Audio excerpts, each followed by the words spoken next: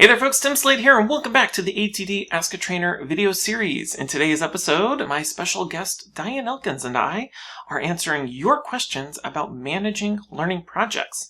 So let's jump into it.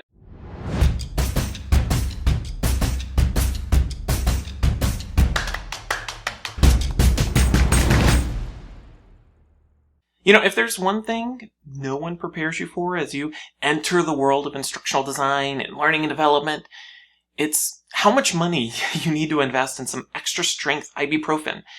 And well, that's because managing your learning projects and dealing with your stakeholders and subject matter experts, gosh, oftentimes it can be a real headache-inducing process. And if you don't know what I'm talking about, consider yourself lucky. However, if you've ever had one of these, fun headaches, I think you'll enjoy today's episode. So let's get to your questions about managing your learning projects. Hey, Diane, thank you so much for joining us. Thanks. Glad to be here, Tim. Yeah, awesome. So for those watching who don't know you, go ahead and tell us a little bit about who you are, what you do for a living, and all that good stuff. Sure. So I'm Diane Elkins, and I am co-founder of both Artisan eLearning and eLearning Uncovered. Artisan eLearning, we make courses for you. eLearning Uncovered, we teach you how to do it yourself.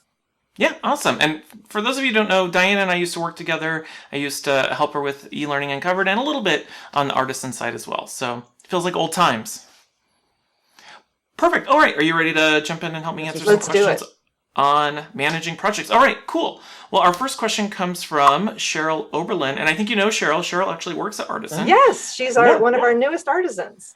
Yep, awesome. All right, and Cheryl wants to know, what tips do you have for limiting the number of revisions per review cycle? So, I know, oh gosh, there goes my cord. I know you deal with clients all day, as do I, and revisions and review cycles are a huge part of managing projects, not just when you're freelancing or working as a vendor, but also internally. So, what are your thoughts on that? The first thing I would recommend is to plan on some. When it's the 12th project you've worked on with this client, and each time they come back with more feedback than you expect, maybe one option is to just plan on that amount of feedback. Maybe that's just how they like to operate. Build it into your schedule, build it into your budget. Now, granted, nobody wants to pay more money and take longer than they need to. So a lot of it is about setting expectations up front. There's what I call the halo effect. At the beginning of a project, everybody has a halo. The whole project has a halo, and everybody's on their best behavior. So if you have a conversation at the beginning that says, okay, so to meet our schedule, we have a certain number of edits we can manage. How would you like us to handle it if the list we get back is bigger than that? Mm. And they're going to answer that question with a very different perspective before the project starts than in the moment. And then in the moment, you can say, okay, what we agreed upon up front is that this is how we were going to handle those items. The other thing I do is we do yes and. Yes, I can absolutely make all of these edits, and we'll just need to sit down and figure out how we want to handle it. Do we want to try and make up time later some other way, or do we want to extend our timeline? Which would you prefer? Yep. So it's all about accommodating a request. It's frustrating when we try to absorb it. Right, exactly. And I love that. The number one thing I learned from you when we work together is the yes and approach. And it's taking what you feel like you want to take on their problem and making it both your problems. Like, let's work this out together rather than just absorbing the issue and then frantically trying to accommodate edits that you didn't plan for. Right. Yeah, I totally agree with that. I always go into a project if I'm planning on, if I verbally or we've agreed to 3 review cycles, in the back of my mind, I know that probably means like 5 or 6. So you plan for it. At the same time, that can be a slippery slope if you just allow a few extra, because if you allow a few extra this time, you're teaching them how to treat you. That's true. So you need to set expectations up front. And sometimes we will absorb it, but we let the client know that that's what we're doing. We're saying, you know what, we had agreed to this. Now we're running a little bit ahead in this area. So I think this one time we can absorb it. Let's talk about what we'd want to do if this happens on the next review cycle. Yep, absolutely. And that's good. And the more you work with a client, whether it's an internal stakeholder or an external client on a contractual basis, you'll understand whether or not they're people who stick to their number of revisions or review cycles, or if you need to plan for extra ones. So, and I think everyone should have a contract, even if you're internal. Agree up front and get somebody's signature on it. Like make them sign an agreement. That's where, as an external vendor, I have a huge advantage because I have a contract we can go back to. Everybody can have that.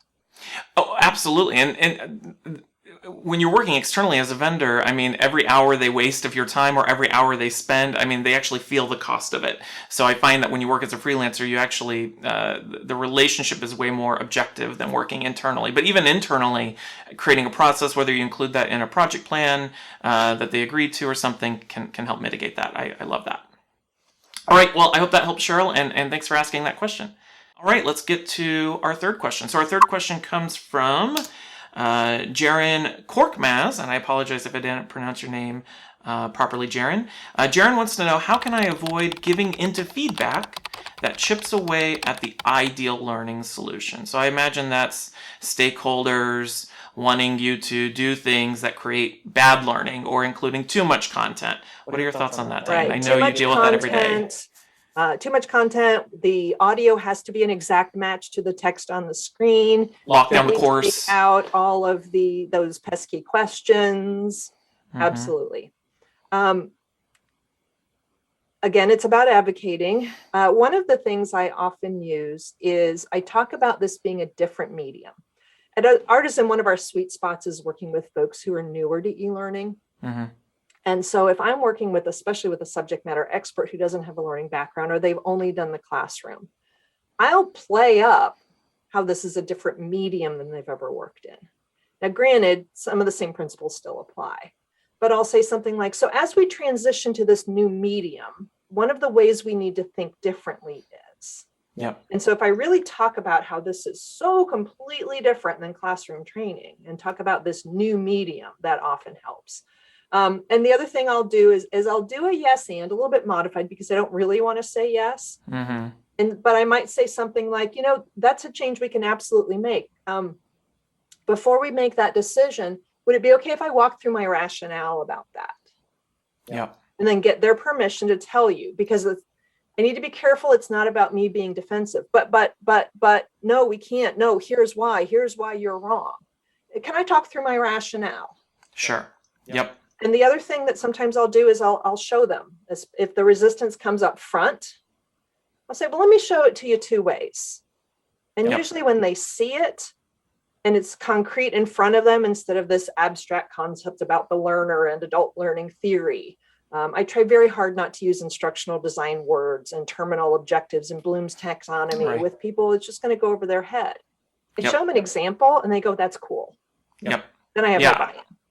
Yeah, I love that. What I think a lot of times stakeholders really just want to be able to put their thumbprint on whatever it is that you're creating, and they just want input. So I love what you're saying about, not using the instructional design lingo, and focusing in on giving the rationale so that they can understand what it is that, your intention behind what you're trying to create. All right. Fantastic. Thank you so much, Jaren, for submitting that question. All right, our fourth and final question comes from Kate Quinn. Hey, Kate. And Kate wants to know, how can you keep your stakeholders focused on providing feedback on my course content rather than getting hung up on colors, fonts, images, and slide layout? So it sounds like what Kate's asking for is, how do you keep them focused, your subject matter experts focused on the subject matter rather than the design of what you're creating? Everything else. Yes. Good question, Kate. And hi, Kate, by the way. That's a tough one. And I have a couple of ideas. One is to give them an assignment, give them a list, give them a checklist. If I just send a draft and say, hey, give me your feedback, I'm putting a lot of onus on the client, the stakeholder, to know what to do and what to look for. But if I say, hey, can you check for this? Be sure to check for this. Be sure to check for this. Another option is to send a prototype first. Mm-hmm. Let them you start doing e-learning and everybody becomes a font expert. Yep. Now, I took a whole semester of typography in college and liked it. So don't talk sans serif to me like you know what you're talking about. Right. Okay. Anyway, being silly, but it's amazing how many opinions come out about things like a font that I'll tell you what, as long as it's legible, nobody cares. Yeah. Nobody cares about your fonts unless it's Comic Sans or illegible.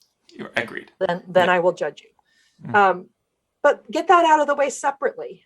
make that a separate conversation, let them have all of their input, and then make yours different. So that's my second tip. So first tip is give them a to-do list. Second tip is to make it a separate process.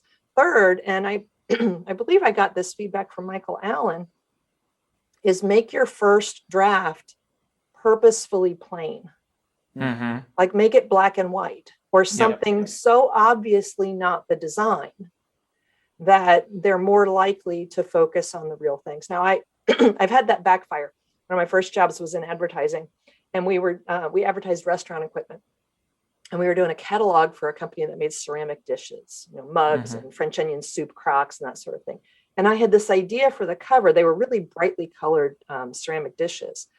And I had this idea for a cover where we stacked a bunch of colorful dishes and we cropped it so that you just saw a little bit of a coffee mug handle and a little bit of this. So it was semi-abstract.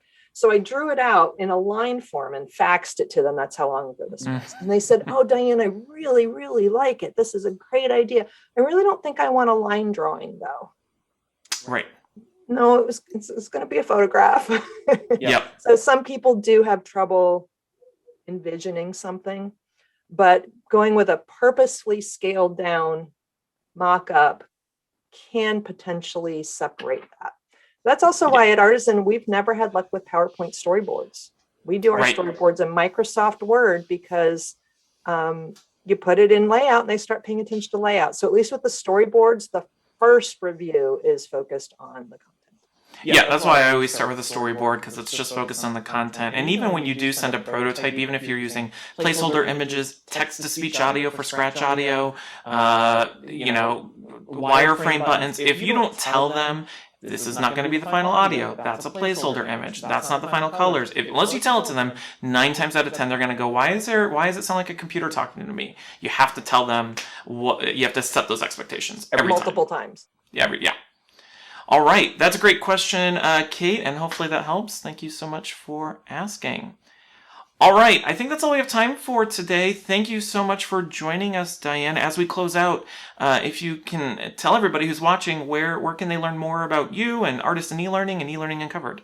Okay, I am on LinkedIn, so connect with me there, Diane Elkins. You can go to artisanelearning.com or elearninguncovered.com. Neither of those has a hyphen in e-learning, just straight through with the words. Perfect. Well, thank you so much, Diane. Okay, great catching up with you, Tim. All right. I think that's all we have time for today. And of course, I want to thank Diane for joining us. And as always, a big thanks to everyone who submitted a question for this month's episode.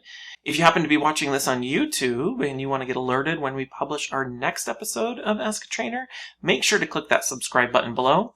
And of course, make sure to check out the ATD Ask a Trainer advice column by clicking on the link in the description. My name is Tim Slade, and until next time, I'll see you around.